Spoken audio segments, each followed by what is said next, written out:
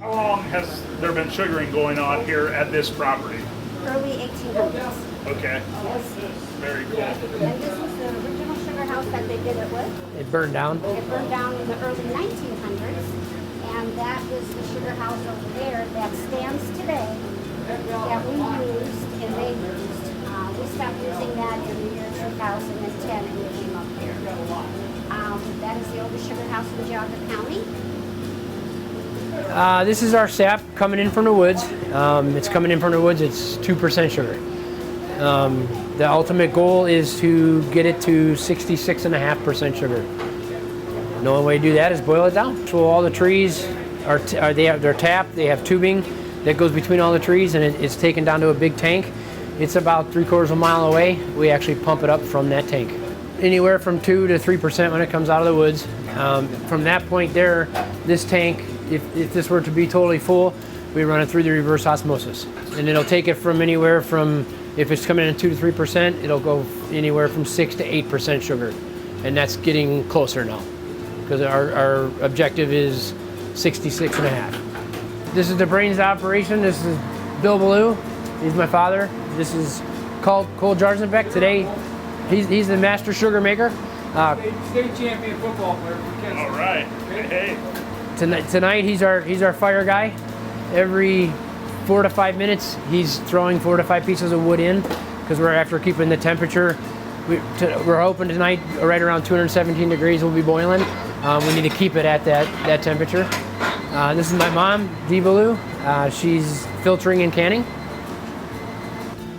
After it passes through the reverse osmosis, it actually takes it down to that quantity. Okay. So I mean, you're taking something about 2,000 gallons down to about 800 gallons. Right. From that point, it's all gravity fed. It comes down into the back pans here. It's coming in on gravity. Up in here, there's a float, and basically it's just floating in the sap as it evaporates. The float is coming down, and more sap is just slowly being dribbled into here. It comes into this back pan. This is where the boiling really starts to happen. It gets upwards of real close to 200 degrees or so. As it starts getting thicker, it's the thinner sap, colder sap is pushing the thicker, heavier sap towards the front, right on through into the front syrup pan.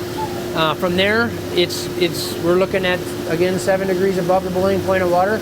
Tonight, that happens to be basically 218 degrees is where the syrup is actually going to be made.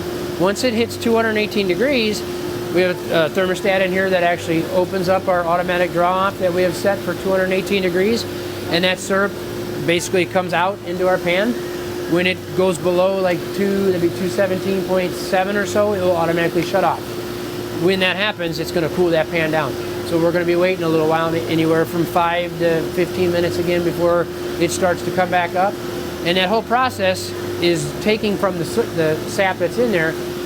So this whole process continues for anywhere from 2 to 8 to 10 hours, depending how much actual sap we have.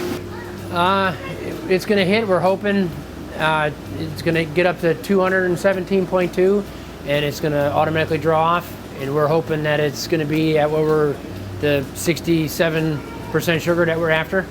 If it's not, we know it's going to be a little heavier. If not, we have to go higher. If it's a little heavier, we'll bring it down. This is our canner. This has a pump on the bottom from that pot you saw on the other side. We pull it over through here and press it through these filter pads. And whenever you fire that up, be looking here. It's neat. You can see it fill up. What we'll do, usually mom's on that side, we'll put the hose in there into a pan. We'll get a clear glass jar, because when it first comes out, it's got a little bit of yuck that doesn't get caught. Once it turns clear, then this tube will actually go straight into there, and we'll fill this up. And this right now, it's at about 160. We can at about 190, right at 190. It's got to be 190 degrees. This is going to go into plastic. Oh, okay. Okay. We do a few like mason jars, but that's like reserve stock. But The old tin. That's an old tin, yes. Need somebody to help fill this up. Anybody volunteers? You ready? Okay, come on over. All right. You're gonna pull that, okay? You just want to turn it a little bit. That's perfect. That's perfect. You can set it down once it goes aim. And just leave it go real slow.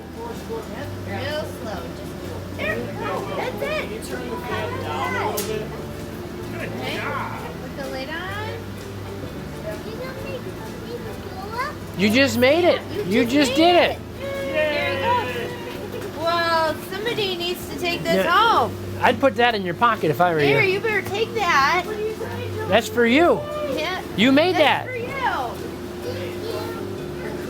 There, we're gonna turn it down back a little lower. We used to have the old, these are nicer, but we used to have like glove imprints from the metal cans. They would get so hot and you're moving them. This isn't so bad with the metal. We still don't put them together when we have a bunch of them up, but the metal ones, you put them next to each other to get what's called stack burn. They'll actually like transfer the heat off of each other and you get a stack burn inside, like on the inside wall, it would actually burn from the other can metal heat. And they're more temperamental. I think you have to share it. Yeah, you need bigger pockets.